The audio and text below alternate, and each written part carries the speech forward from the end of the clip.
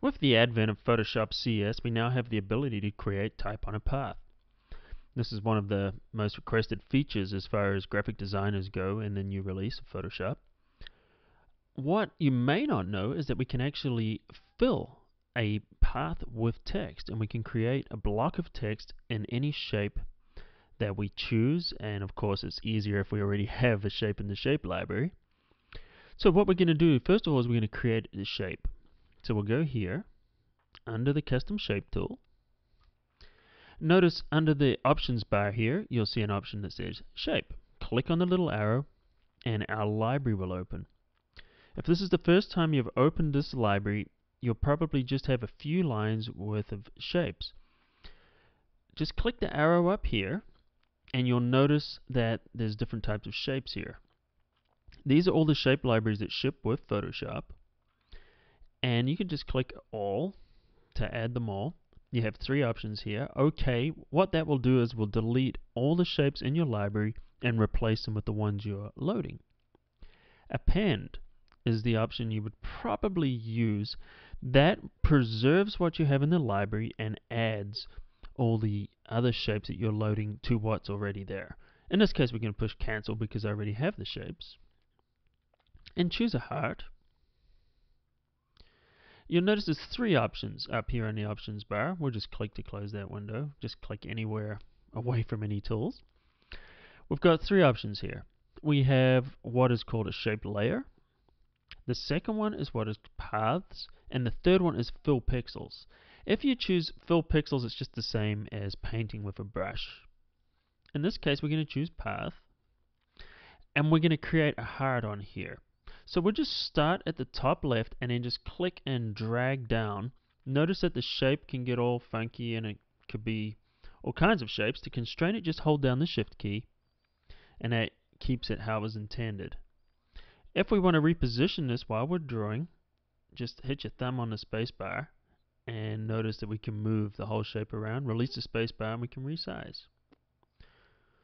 So we're just going to create a heart right there. Now let's choose a text tool or the type tool. For the color, select red. Nice romantic red there. Alright, let's choose a different font. Well, actually, Futura, I kind of like Futura. You can use Times New Roman or Arial or any type, it doesn't really matter. Make sure that it's a small size here. Let's say we'll start with 8 and see how that looks. Now notice when you move the mouse cursor over these paths that it begins to change. When you go on a path there, you'll see a little squiggly on the I-beam, and that tells me if I click, I'll begin to type. Text will begin to wrap around the edges of this path and follow this path. But if I move it inside the shape, notice the little brackets on either side. That tells me if I click, I'm going to be creating type in a shape, which is exactly what we want to do.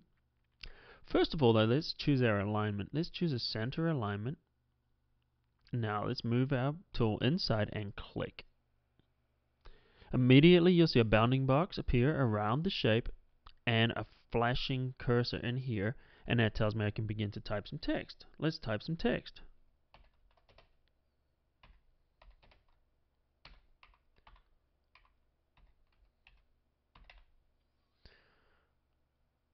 And why don't we spell it correctly while we're at it? Be my Valentine. Alright, I'm not liking that bold too much. Let's go for a light. Condensed will actually look pretty good. What we're going to do now is we're just going to copy this type. Notice we've just selected it. Just hold down the Control C or Command C on the Mac.